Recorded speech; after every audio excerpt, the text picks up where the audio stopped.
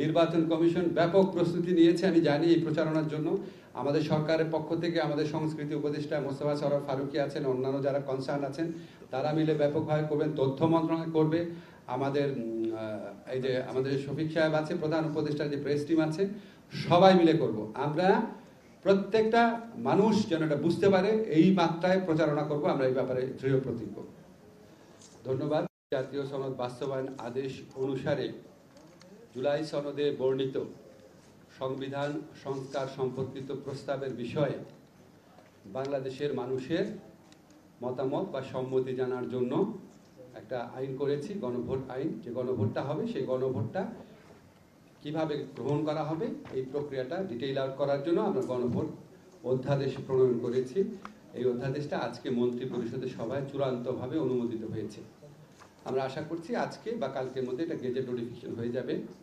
এই আইনটা প্রণয়ন করার ক্ষেত্রে আমরা নির্বাচন কমিশনের, বিশেষ করে নির্বাচন কমিশনের সচিব আছেন জনাব আখতার আহমেদ, ওনার অনেক সহযোগিতা পেয়েছি। আমাদের অ্যাটর্নি জেনারেল সাহেব সহযোগিতা করেছেন, আমাদের কয়েকজন উপদেষ্টা সরাসরিভাবে ইনভলভ ছিলেন, আমাদের আইন মন্ত্রণালয়ে ইনভলভ ছিলেন।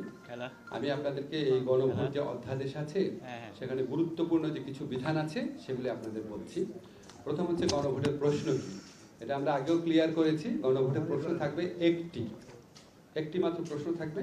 প্রশ্নটা হচ্ছে, আপনি জুলাই জাতীয় সনদ সংবিধান সংস্কার বাস্তবায়ন আদেশ 2025 এবং জুলাই সনদে লিপিবদ্ধ সংবিধান সংস্কার সম্পর্কিত নিম্নলিখিত প্রস্তাব সমূহের প্রতি আপনার সম্মতি জ্ঞাপন করিতেছেন।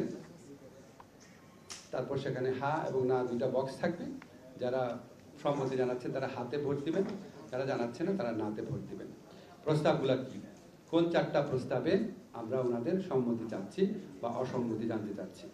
একটা হচ্ছে ক, নির্বাচনকালীন তত্ত্বাবধায়ক সরকার, নির্বাচন কমিশন এবং অন্যান্য সাংবিধানিক প্রতিষ্ঠান জুলাই সনদে বর্ণিত প্রক্রিয়ার আলোকে গঠন করা হবে।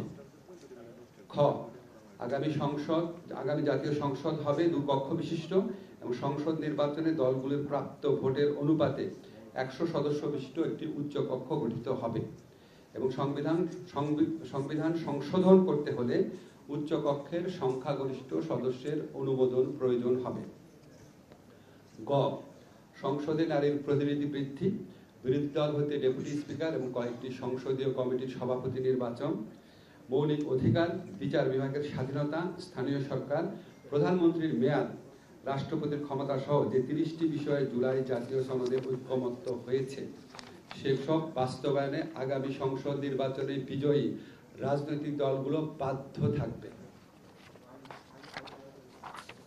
খ, জুলাই জাতীয় সনদে বর্ণিত অপরাপর সংস্কার রাজনৈতিক দলগুলির প্রতিশ্রুতি অনুযায়ী বাস্তবায়ন করা হবে। এখন আপনাদের অনেকের প্রশ্ন থাকতে পারে যে 30টা প্রস্তাব কি? এই 30টা প্রস্তাব যেখানে ঐকমত্য হয়েছে, প্রথমে বলি ঐকমত্য মানে কি।